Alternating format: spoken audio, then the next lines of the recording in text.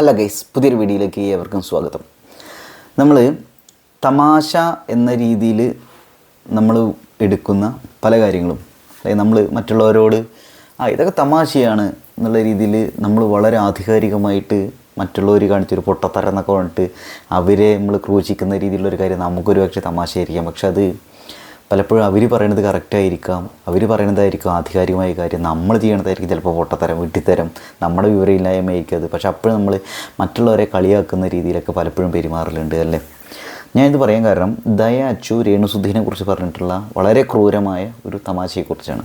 അവർക്ക് തമാശയാണ്, എനിക്ക് തമാശയായി തോന്നിയില്ല.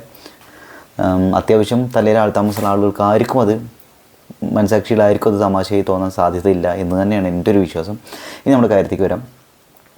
ദയച്ചു രേണുസുധി ഡിപ്രഷൻ അനുഭവിച്ചതുകൊണ്ട് ഇപ്പോൾ അതായത് ഒരു കൊല്ലം സുധി പറയുന്നുണ്ടായിരുന്നല്ലോ, ഋതപ്പൻ്റെ ഡെലിവറിക്ക് ശേഷം ഋതപ്പനെ പ്രസവിച്ചതിന് ശേഷം രേണുസുധിക്ക് ഡിപ്രഷൻ ഉണ്ടായിരുന്നു, അവർ ഗുളിക കഴിക്കേണ്ടത് എന്നിട്ട് ഗുളികയൊക്കെ കാണിച്ചു കൊടുത്തുള്ള അങ്ങനെ ഒരു സംഭവം. അപ്പോൾ ദയാച്ചുവിനെ ഒന്നും അവൾക്ക് ഡിപ്രഷനാണ്, അതുകൊണ്ട് ഇനി ഞാനൊന്നും പറയില്ല, ഡിപ്രഷൻ അനുഭവിക്കുന്ന ആളുകൾ ഭയങ്കര വയലൻ്റ് ആവും, അങ്ങനെയാണ് ഞാനൊന്നും പറയില്ല എന്നൊക്കെ പറഞ്ഞിട്ട് ഇങ്ങനെ സംസാരിച്ച് പിന്നെ അടുത്ത വീഡിയോ കൊണ്ട് വന്നതെന്ന് വെച്ചാൽ ബിഗ് ബോസിലേക്ക് ഓൾക്ക് ചാൻസ് കിട്ടാൻ ചാൻസ് ഇല്ല, പ്രവേശിപ്പിക്കാൻ സാധ്യതയില്ല. കാരണം അവൾക്ക് ഡിപ്രഷനായിരുന്നു, അവൾക്ക് പ്രാന്തായിരുന്നു, വട്ടായിരുന്നു എന്നുള്ള പ്രയോഗങ്ങളൊക്കെയാണ് ഉപയോഗിച്ച് ദയച്ചു. അപ്പോൾ ഇക്കന്ന് തോന്നിയെന്താ വെച്ചാൽ രേണുസുധി ബിഗ് ബോസിൽ പോയിട്ട് പച്ച പിടിക്കണത് ഓൾക്ക് പിടിക്കണില്ല ദയച്ചുവിന് തോന്നണം. അപ്പോൾ അത് ഓരോരു ഇതായിട്ടാണ് ഞാൻ എടുത്തു അസൂയും പരിപാടിക്കാണ്. പിന്നീട് ഓരോന്ന് പറഞ്ഞിട്ട് മറ്റേ രേണുസുധി സംസാരിക്കേണ്ട ഇടയിൽ ഒരു കാര്യം ഉണ്ടായിരുന്നു, എനിക്ക് പ്രാന്താണെന്നൊക്കെ പറയുന്നുണ്ടായിരുന്നു, എനിക്ക് വട്ടില്ല, ഞാൻ ഹോമിയോ ഗുളികയാണ് കഴിച്ചിരുന്നത്. അപ്പോൾ ദയാച്ചു വീണ്ടും എന്ന് പറഞ്ഞ് ഹോമിയോ ഗുളികയാണ് കഴിക്കണമെന്ന് പറഞ്ഞായിരുന്നു, കഴിച്ചിരുന്ന ഗുളികകളെ ഞങ്ങൾക്ക് കാണിച്ചു തരാം, അതൊക്കെയാണ് ഗുളികകൾ പറഞ്ഞിട്ട് ആ വീഡിയോ വീണ്ടും കുത്തിപ്പൊക്കി.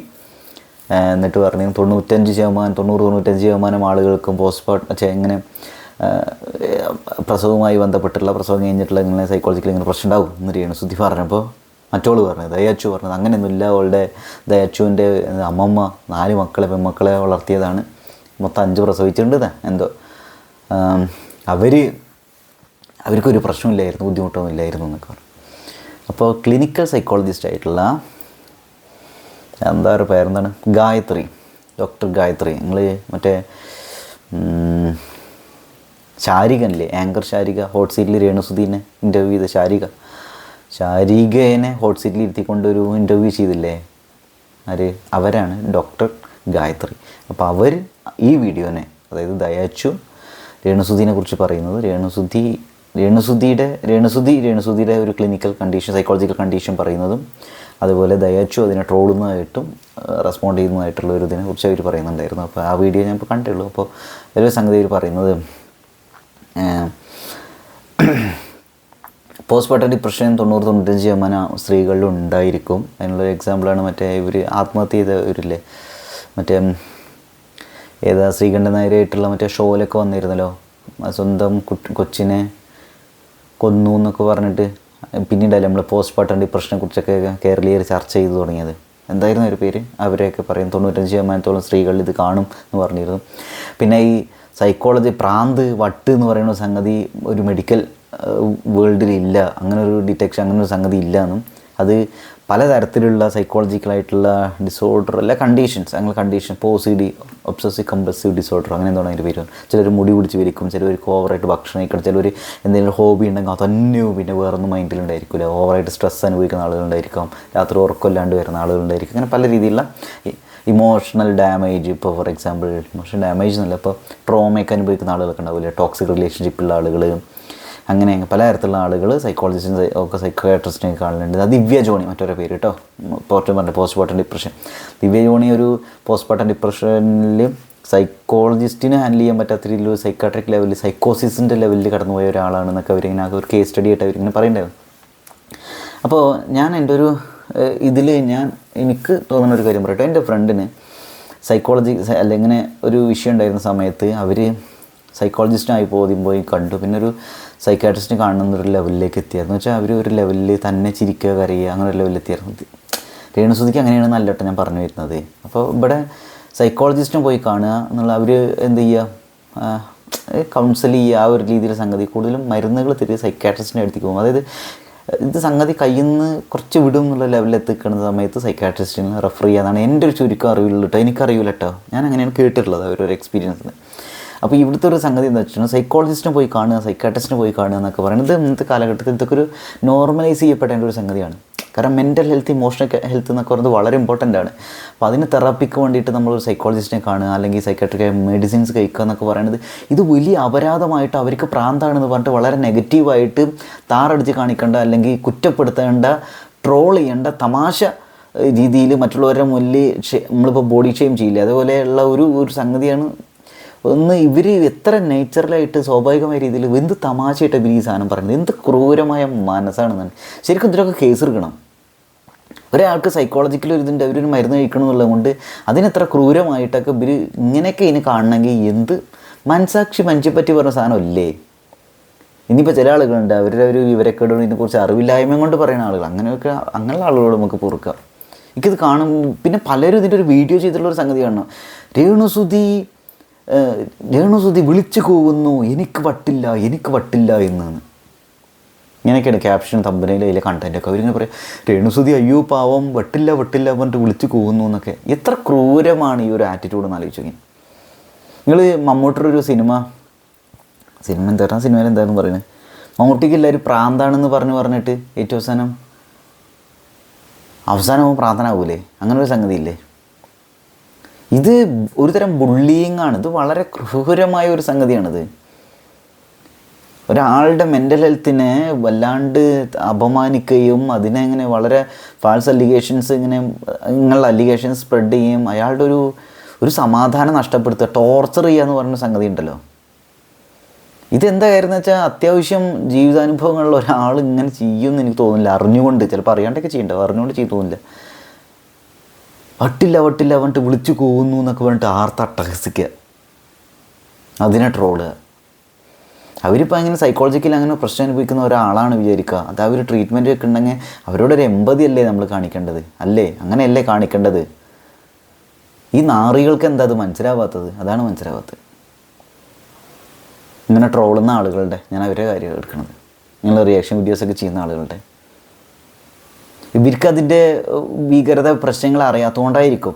ഒരു സൈക്കോളജിക്കലി പ്രശ്നം അനുഭവിക്കുന്ന ഒരാൾ കടന്നു പോകുന്ന അവസ്ഥകൾ, ഭക്ഷണം കഴിക്കാനില്ല, ഈ സമയം ടെൻഷനായിരിക്കും, ആരെങ്കിലും നമ്മളെ ഉപദ്രവിക്കാനുള്ള പേടി, രാത്രി ഉറങ്ങാൻ പറ്റില്ല, സൂയിസൈഡ് ടെൻഡൻസി ആയിരിക്കും, ഇങ്ങനെ പലതായിരിക്കും. രേണുസുതിക്ക് ഇതൊക്കെ ഉണ്ട് എന്നല്ല ഞാൻ പറഞ്ഞു വരുന്നത്. ഇങ്ങനെ സൈക്കോളജിക്കലി ഇപ്പോൾ ആൾക്കാർ നമ്മൾ പറയില്ലേ വളരെ സിമ്പിളായിട്ട് ആൾക്ക് പ്രാന്താണ് എന്ന് പറയുന്നുണ്ടല്ലോ, കൊത്തച്ചിരി, എന്തായാലും പറയുക, ഗർജനോ അല്ലറി വിളിക്കൽ. അവരെത്രത്തോളം ഇതുകൂടെ പോയോണ്ടിരിക്കുന്നുണ്ടാവുക.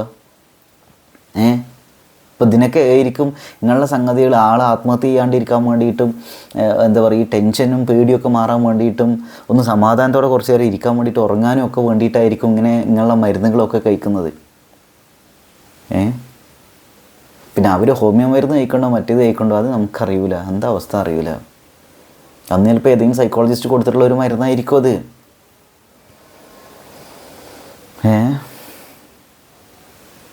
എന്താണ് പലർക്കും ഭയങ്കരമായിട്ട് ക്ഷീണം ഉണ്ടായിരിക്കും. അതുപോലെ ശാരീരികമായ, മാനസിക, വൈകാരികമായ സൈഡ് ഇഫക്ട്സ് ഒക്കെ ചിലവർക്ക് ഉണ്ടായേക്കാം. എനിക്കറിയില്ല കേട്ടോ, എനിക്കറിയില്ല ആ സമയത്തെങ്കിലും അറ്റ്ലീസ്റ്റ്. ഇപ്പോൾ ചിലവർ പറയുന്നുണ്ട് ഇപ്പോൾ സൈക്കാട്രിക് മെഡിസിനൊക്കെ കഴിക്കണമെങ്കിൽ നല്ല ക്ഷീണം ഉണ്ടായിരിക്കും, പെട്ടെന്ന് ഉറങ്ങിപ്പോവും, ഇങ്ങനെയൊക്കെ കുറേ കാര്യങ്ങളൊക്കെ ഉണ്ടായിരിക്കാം.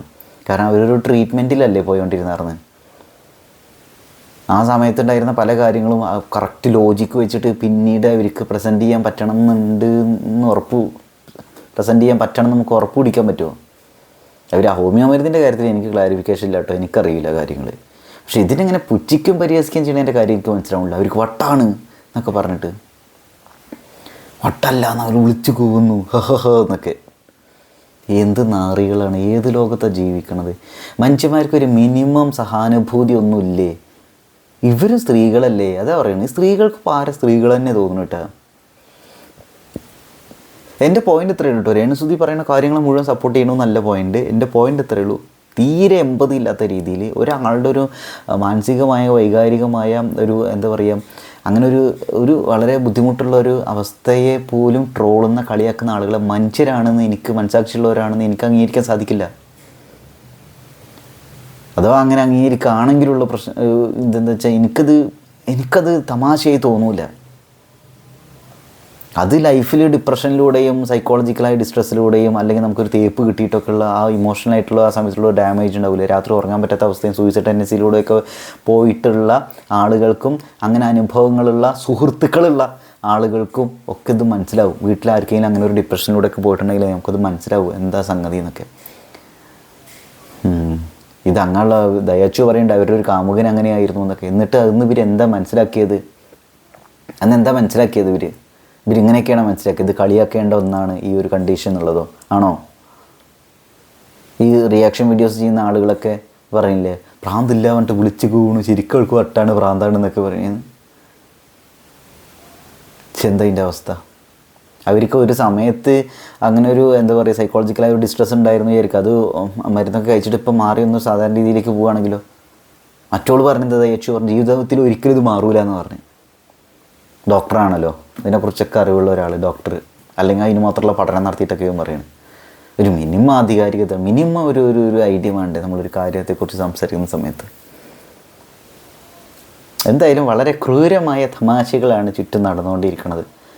എന്താണല്ലേ, ഒരാളെ എങ്ങനെയെങ്കിലും കൊണ്ട് തകർക്കാൻ വേണ്ടിയിട്ടുള്ള മാനസികമായ വൈകാരികമായ ഒരാളുടെ ഒരു ആരോഗ്യത്തെ, ബുദ്ധിപരമായ ആരോഗ്യത്തെ മൊത്തം തകർക്കാനുള്ള ഒരു പരിപാടി തോന്നണം. അവർ കരയുമ്പോൾ പോലും അതിനെ ട്രോള്, ക്രൂരത. അതേപോലെ തന്നെ അവരുടെ ഒരു സൈക്കോളജിക്കലായ ഒരു കണ്ടീഷനെ, ഒരു ബുദ്ധിമുട്ടിനെ അതിനെ ട്രോളുന്ന ആളുകൾ ആർത്തട്ടഹസിക്കാണ്, കൊലച്ചിരി ചിരിക്കാണ്. എന്താണ് കഷ്ടം.